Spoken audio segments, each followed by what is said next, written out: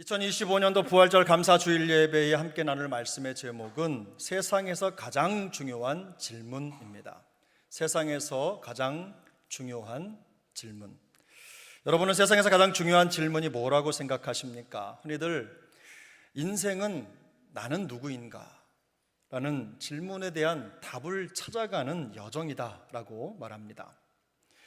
태어나 숨 쉬는 순간부터 눈을 감는 마지막 순간까지 우리는 이 질문의 답을 찾아 헤매는 여행자라는 것입니다. 수많은 시행착오를 거치면서 내가 좋아하는 것, 하고 싶은 것, 또 잘하는 것, 또 어려워하는 것들을 발견해 갑니다.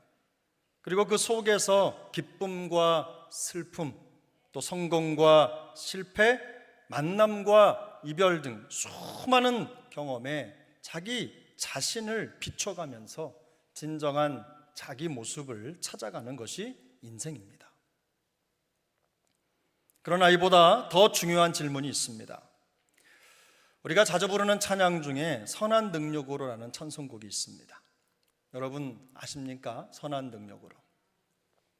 그 선한 힘에 고요히 감싸여 그 놀라운 평화를 누리며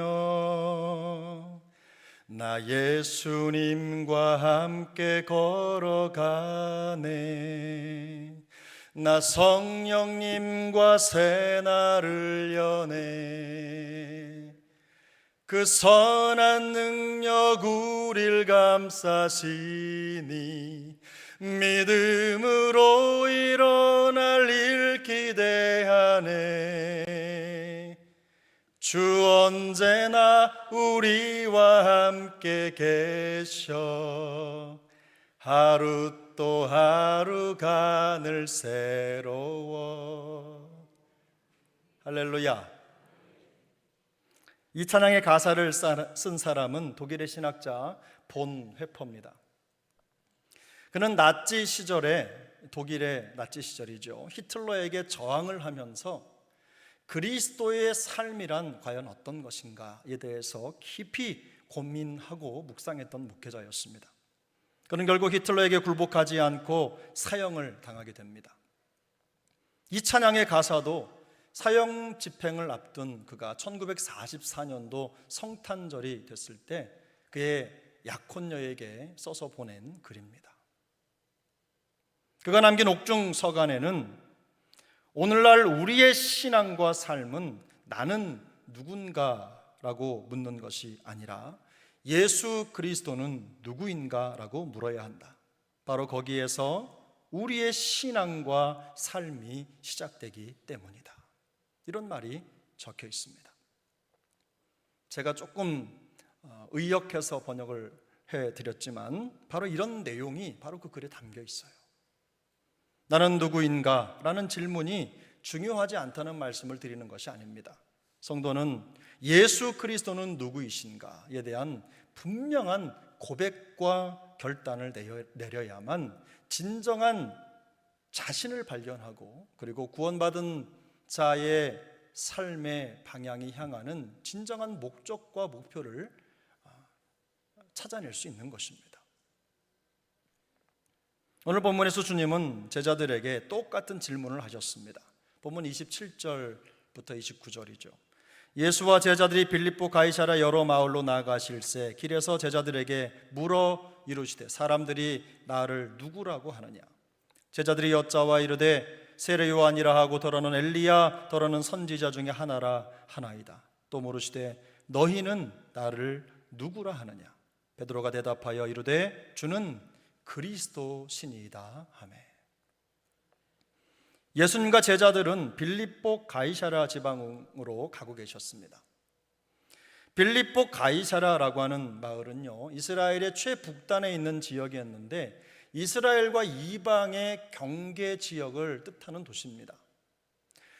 지중해 연안에 가이사랴라고 하는 도시가 따로 있기 때문에 그 앞에 구분을 하기 위해서 빌립보라는 말을 붙여서 부릅니다. 빌립보 가이사랴. 로마 황제에 대한 숭배가 가득했고 이방 신전들이 즐비한 그야말로 혼합 종교 다신교가 성행했던 그런 중심지이기도 했습니다. 말하자면 참된 하나님을 찾기가 너무 힘든, 영적으로 혼탁하고 어두운 혼란의 땅이 바로 빌립보 가이사라였습니다. 주님께서는 우상이 가득한 그곳으로 향해 가시면서 제자들에게 너희는 나를 누구라 하느냐, 이 질문을 던지신 겁니다. 그 질문에 베드로는 주는 그리스도시니이다라고 답했습니다. 분명히 정답입니다. 그러나 주님은 그 베드로의 대답에 어떤 평가도 하지 않으셨습니다. 다만 장차 자신에게 일어날 십자가의 고난과 죽음 그리고 부활에 대해서 가르쳐 주시는 것으로 그 대답을 대신하셨습니다. 그러나 베드로는 주님의 말씀에 동의할 수가 없었습니다. 그래서 항변합니다. 매우 강한 어조로 이런 일이 주님께 일어나서는 안 된다는 점을 다른 제자들을 대신해서 대표로 강력하게 피력한 것입니다. 메시아이신 주님께서 고난을 받고 죽임을 당하시는 일은 결코 일어날 수 없는 일이라고 생각했을 것입니다. 베드로가 꿈꾸는 나라가 아니기 때문입니다. 베드로가 생각하는 메시아는 그렇게 죽으실 수 없는 분이기 때문에 그래요. 그러나 주님은 오히려 사탄아 내 뒤로 물러가라, 이 말씀을 하시면서 베드로를 꾸짖으셨어요. 날카롭게 말씀하신 거죠. 하나님의 일이 아니라 사람의 일을 마음에 둔 그의 생각을 질책하신 겁니다. 너희는 나를 누구라 하느냐, 이 예수님의 질문은 사실 매우 근본적인 문제를 지적하는 중대한 질문입니다. 지금 우리가 살아가는 세상이 참된 믿음의 정체성을 찾기가 쉽지 않은 혼탁한 세상이기 때문입니다. 단순히 신학 지식을 테스트하는 질문이 아닙니다. 우리의 삶과 운명을 결정짓는 중차대한 문제를 지적하고 계신 것입니다. 오늘 본문 속에서 이런 중차대한 질문을 던지는 주님과 그 질문에 답하는 제자들의 이 모습 속에 아주 중요한 의미가 담겨 있습니다. 그 의미가 무엇인지 우리 본문을 보면서 한번 살펴보도록 하겠습니다. 그 시사하는 중요한 교훈은 첫 번째로 우리에게 믿음에 근거한 신앙 고백이 필요하다는 것입니다. 믿음에 근거한 신앙 고백. 본문 29절입니다. 함께 읽습니다. 또 물어 이르되 너희는 나를 누구라 하느냐. 베드로가 대답하여 이르되 주는 그리스도시니이다 하매. 제자들은 너희는 나를 누구라 하느냐고 물으시는 이 예수님의 질문에 주는 그리스도십니다 라고 대답을 했습니다. 예수님이 누구이신지에 대해서 빗나간 세상 사람들의 대답은 여기서 언급할 가치가 없습니다. 너무 멀리 떨어져 있기 때문입니다. 주는 그리스도신이다라고 하는 이 베드로의 대답은 다른 사람들의 모든 생각을 훌쩍 뛰어넘는 그야말로 최고의 답변이었습니다. 그런데 주님은 베드로의 대답이 맞았다거나 혹은 틀렸다고 말씀하지 않으셨어요. 왜 그러셨을까요?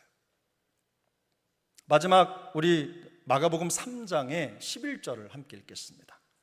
마가복음 3장 11절입니다. 더러운 귀신들도 어느 때든지 예수를 보며 그 앞에 엎드려 부르짖어 이르되 당신은 하나님의 아들이시니이다 하니. 아멘. 당신은 하나님의 아들이시니이다. 그런데 그 앞에 어느 때든지 예수를 보면, 어느 때든지 예수를 보면, 언제든 이 귀신들은 예수님이 누군지 분별해 알 수 있는 지식이 있었다는 거예요. 마가복음 5장 7절입니다. 5장 7절 함께 읽습니다. 큰 소리로 부르짖어 이르되 지극히 높으신 하나님의 아들 예수여 나와 당신이 무슨 상관이 있나이까. 원하건대 하나님 앞에 맹세하고 나를 괴롭히지 마옵소서 하니. 이것도 귀신의 고백입니다. 귀신들은 예수님을 만났을 때 정확하게 고백합니다. 누가 가르쳐 줄 것도 없습니다. 귀신들은 예수님이 누구이신지 대번에 알아봤습니다. 그들은 예수께서 지극히 높으신 하나님의 아들이라는 것을 분명히 알고 그 사실을 고백합니다. 우리의 마음을 살피시고 그 중심을 이미 아시는 주님께서 베드로의 훌륭한 답변을 거부하지도 않으시고 그렇다고 긍정하지도 않으신 이유가 바로 여기에 있습니다. 지금 베드로가 예수님께 드린 대답이 틀린 답이 아닙니다. 그러나 그의 고백이 귀신들의 고백을 능가하지 못했다는 것입니다. 귀신들은 하나님에 대한 넘치는 지식을 가진 그야말로 영물입니다. 영물. 그들이 가진 지식으로도 충분히 예수님을 하나님의 아들이라고 고백할 수 있었습니다. 그러나 사탄, 마귀, 귀신은 예수님을 믿지 않습니다. 그것들의 고백 속에는 믿음이 없습니다. 믿음의 주여 우리를 온전케 하시는 예수 그리스도에 대한 진정한 믿음이 담겨 있지 않은 것입니다. 다시 말씀드리지만 베드로와 제자들의 신앙 고백이 틀린 게 아닙니다. 신앙 고백이 문장을 쭉 써놓고 괄호를 만들어서 그 괄호를 채우는 것이라고 한다면 이들은 100점입니다. 정답을 맞추는 거예요. 이보다 더 정확한 대답은 없습니다. 그러나 그들의 신앙 고백 속에는 예수님에 대한 지식을 넘어서는 참된 믿음이 담겨 있지 않았어요. 예수 그리스도께서 십자가의 고난과 죽임을 당하시고 사흘 만에 다시 살아나실 진정한 메시아라는 확실한 믿음이 없었습니다. 우리도 마찬가지입니다. 지금 우리의 신앙 고백 속에 예수님께 대한 참된 믿음이 담겨 있는가? 우리가 고백하는 신앙 고백 속에 예수님께 대한 참된 믿음이, 우리의 믿음이, 나의 고백이 담겨 있는가? 이걸 점검해 봐야 되는 거죠. 안정을 찾지 못하고 요동치는 신앙생활의 중심에는 허술한 신앙 고백이 자리 잡고 있습니다. 분명한 신앙 고백이 없기 때문에 세상 풍파에 밀려서 요동하는 바닷물결 같은 신앙생활을 벗어나지 못하는 것입니다. 허술하고 믿음 없는 신앙 고백의 위험은 여기서 끝나지 않습니다. 이런 허술한 신앙 고백이 자기만 어렵게 하는 게 아니에요. 본문 보십시오. 8장 31절입니다. 8장 31절 함께 읽습니다. 인자가 많은 고난을 받고 장로들과 대제사장들과 서기관들에게 버림받아 죽임을 당하고 사흘 만에 살아나야 할 것을 비로소 그들에게 가르치시되. 주님은 제자들에게 고난받고 죽임당하실 것, 그리고 사흘 만에 다시 살아나실 것에 대한 중대한 사실을 가르치셨습니다. 그런데 여기에 우리가 간과해서는 안 될 중요한 내용이 담겨 있습니다. 장로들과 대제사장들과 서기관들에게 버림받아 죽임을 당하실 것. 장로들과 대제사장들과 서기관들에게 버림받아 죽임을 당하실 것. 이 말씀을 주님이 하셨습니다. 주님은 하나님을 전혀 모르는 사람들에게 죽임을 당한 것이 아닙니다. 여기 언급되는 사람들은 모두 다 하나님께 대한 신앙 고백을 가진 사람들입니다. 일평생 그 신앙 고백을 입으로 줄줄줄 외며 사는 사람들이에요. 그들 모두가 장차 오실 이스라엘의 구원자를 기다렸습니다. 참된 메시아가 오기를 간절히 기다리는 사람들이었어요. 그러나 놀랍게도 주님은 그런 사람들의 악의에 넘겨져 십자가 고난과 죽임을 당하셨습니다. 믿음이 빠진 텅 빈 신앙 고백이 결국 예수님을 십자가 고난과 죽음에 넘겨준 것입니다. 그러므로 너희는 나를 누구라 하느냐라는 이 예수님의 질문은 너희가 진정 나를 믿느냐? 네가 정말 나를 믿느냐? 네가 정말 나를 구세주로 믿느냐? 너를 구원할 영원한 구속자로 믿느냐? 이 근본적인 물음입니다. 이 질문은 우리 한 사람 한 사람을 향한 질문이기도 하지요.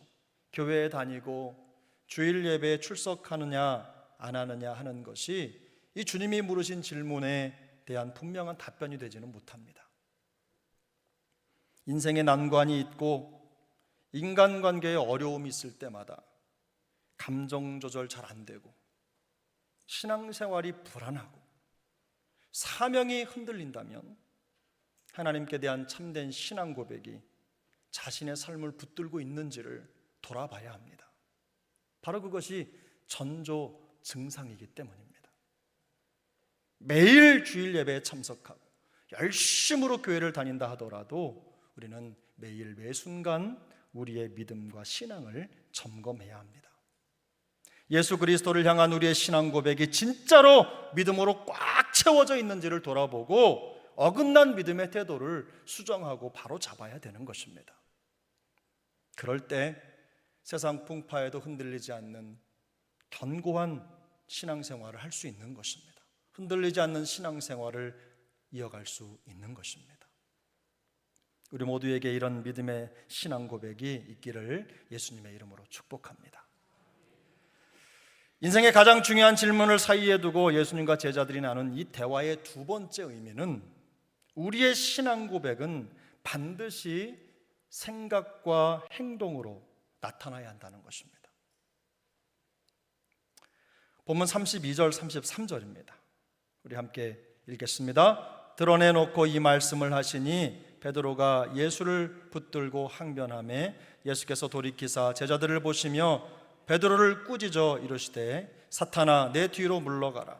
내가 하나님의 일을 생각하지 아니하고 도리어 사람의 일을 생각하는도다 하시고, 예수님의 질문에 훌륭한 답변을 내놓은 베드로에 대해서 주님은 평가를 유보하셨습니다. 그 대신에 장차 자신에게 일어날 일들을 가르쳐 주셨습니다. 고난받으시고 죽으시고 그리고 사흘 만에 다시 부활하실 것을 말씀해 주신 것이죠.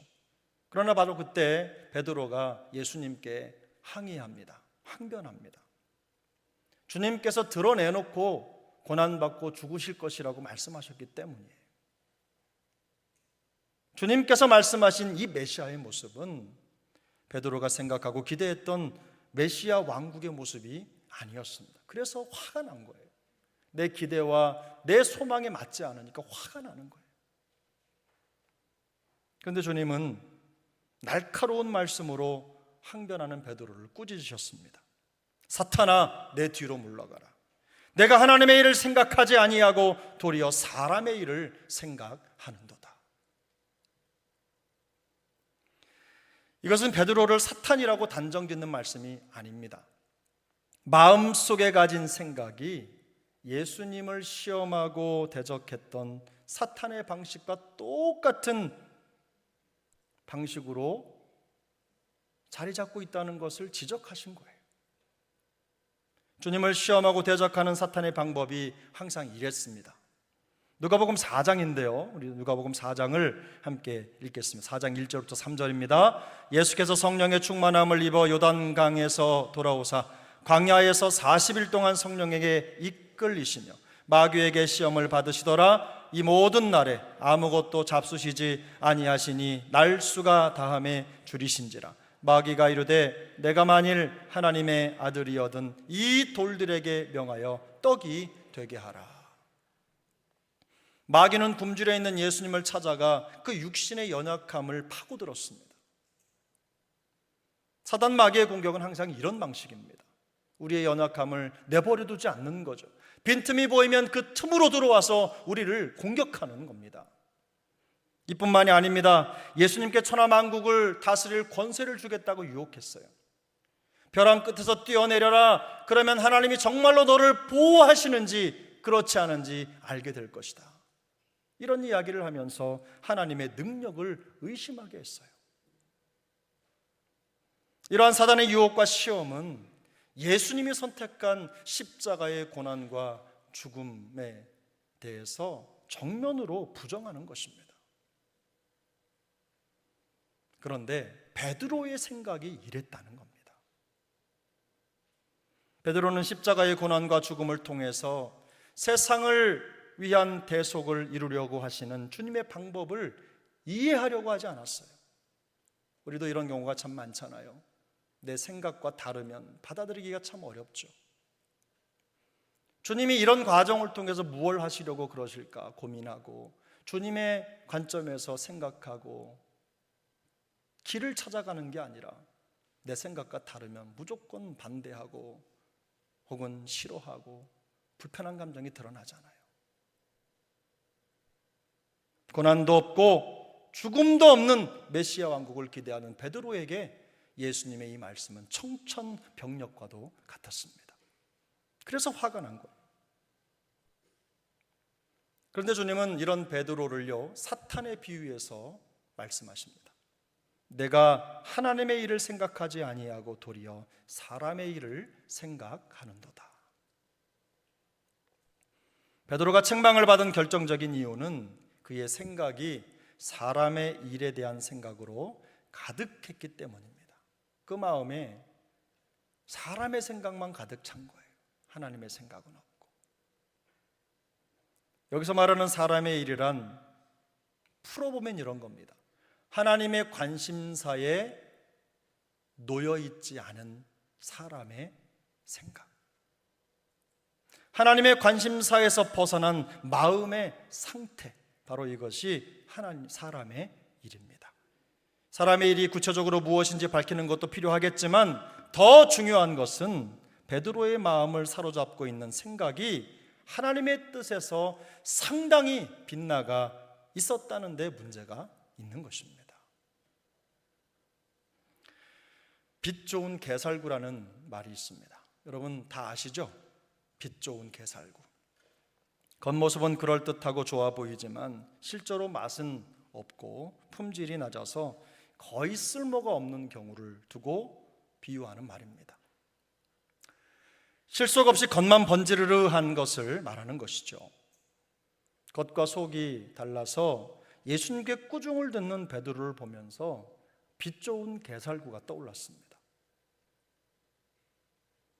겉으로는 그럴듯한 신앙 고백을 내세우고 있지만 속으로는 사탄의 생각을 품고 있는 제자들의 모습이 이와 같다는 생각이 들었습니다. 겉으로는 빈틈없는 신앙 고백을 하고 있지만 속으로는 엉뚱한 생각을 하는 사람입니다. 겉으로는 제법 믿음의 형식을 갖춘 것처럼 보이지만 마음의 생각과 행동은 오히려 사탄의 방식과 똑같이 남을 시험하고 넘어지게 하는 사람입니다. 생각의 방향과 가치가 전혀 하나님의 생각과 가치에 맞지 않는 사람들이에요. 하나님의 일을 생각하지 않는 치명적인 생각의 결함을 행동으로 드러내는 사람입니다. 문제는 자기가 가지고 있는 이런 결함을 깨닫지 못한다는 데 더 있어요.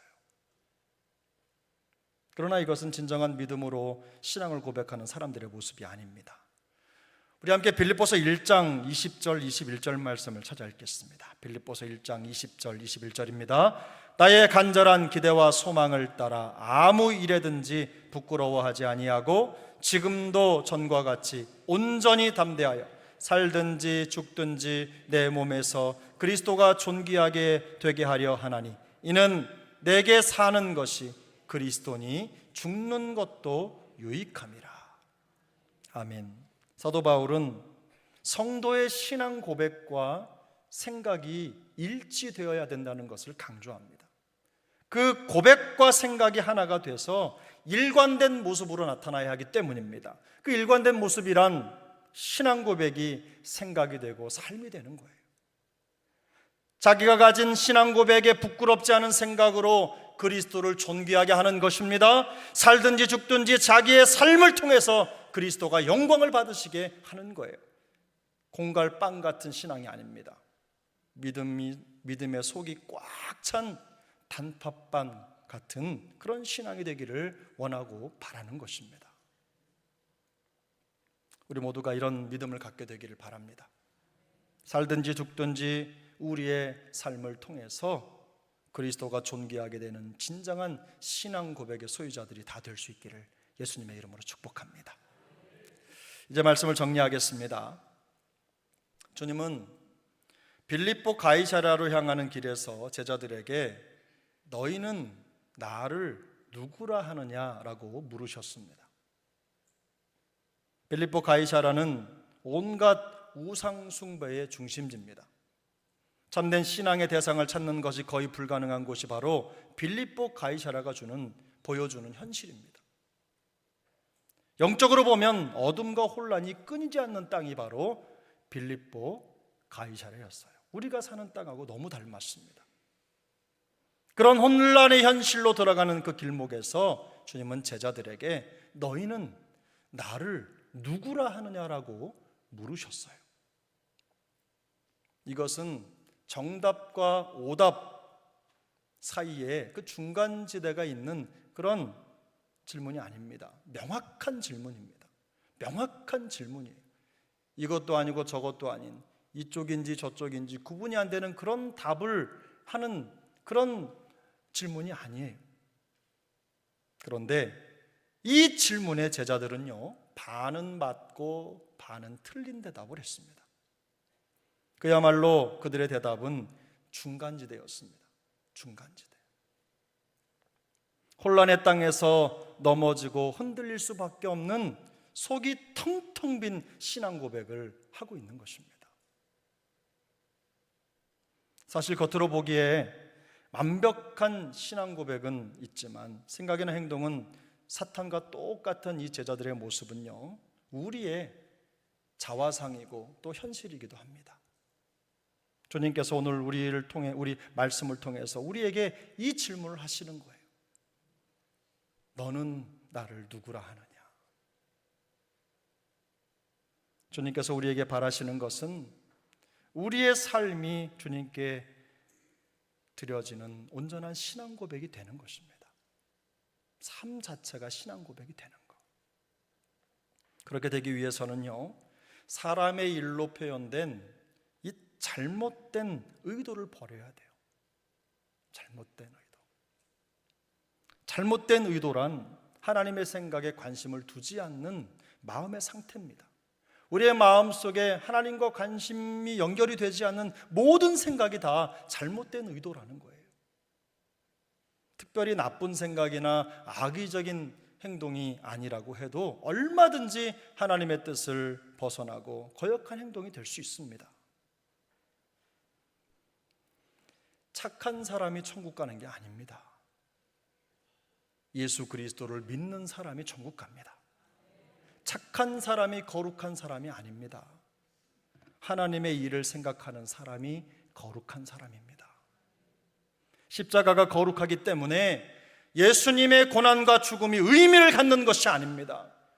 하나님의 일을 성취하려는 믿음과 생각으로 주님께서 그 고통의 길을 가셨기 때문에 우리가 거룩한 십자가라고 부르는 것입니다. 이걸 놓치시면 안 돼요. 100점짜리 신앙 고백을 내놓은 베드로가 주님께 아주 모질게 꾸지람을 듣는 이유는 그 마음의 생각과 목적에 하나님의 생각을 따르는 그 열심이 없는 거예요. 하나님의 생각을 따르지 않는 아주 치명적인 결함이 그 생각 속에 있었던 것입니다. 부활하신 주님께서 똑같이 우리에게도 이렇게 물으십니다. 너는 나를 누구라 하느냐? 너는 나를 누구라 하느냐?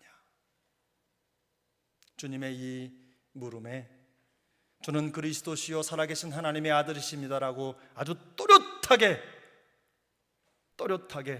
분명한 신앙 고백을 드릴 수 있기를 축복합니다. 주님은 우리의 영원한 구세주이시며 우리 인생의 진정한 주관자이십니다 라는 속이 꽉 찬 고백을 하나님께 올려드릴 수 있기를 바랍니다. 지금 우리가 살고 있는 세상은요, 영적으로 보면 빌립보 가이사랴와 같은 그런 동네예요. 매우 혼탁하고 혼란스럽습니다. 무엇이 옳고 무엇이 그런지를 분별할 수가 없어요. 이쪽을 봐도 저쪽을 봐도 정답이 없습니다. 다 구부러졌어요. 좌둔우둔 전부 다 구부러졌어요. 어떤 게 진실인지를 모르겠어요. 그런 가운데에서 여러분, 우리가 어디를 바라보고 가야 되겠습니까? 우리의 답은 오직 예수 그리스도, 하나님의 말씀뿐인 줄로 믿습니다. 말씀에서 비껴나간 모든 것들을 여러분, 우리가 버려야 합니다. 버려야 돼요. 이런 상황 속에서 우리가 살아가는 방법은 딱 하나입니다. 절망을 이기는 부활의 믿음으로 모든 것을 넉넉히 이기는 것입니다. 그런 믿음의 능력이 우리 안에 있기를 바랍니다. 하나님의 일을 생각하고 실천하는 삶으로 주님의 질문에 분명하게 답하는 신앙 고백의 실천자가 될 수 있기를 축복합니다. 죽음을 이기시고 부활하신 구세주, 우리 구주 예수 그리스도께서 우리의 영원한 길잡이가 되어 주실 것입니다. 우리를 위해 죽으시고 부활하신 예수님을 영원한 구세주로 고백하는 우리 모두에게 인생의 절망을 이기는 부활의 기쁨과 생명이 더 풍성히 임하기를 예수님의 이름으로 축복합니다.